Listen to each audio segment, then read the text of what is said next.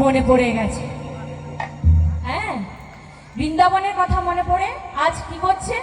ওই বৃন্দাবন লীলা গোরার মনেতে পড়িল, মনেতে পড়িল আরে যমুনার ভাব সুর ধ্বনি রে করিল, সুরধ্বনি রে করিল। আজ বৃন্দাবন লীলা গোরা, আর বৃন্দাবন লীলা গোরা, আজ বৃন্দাবন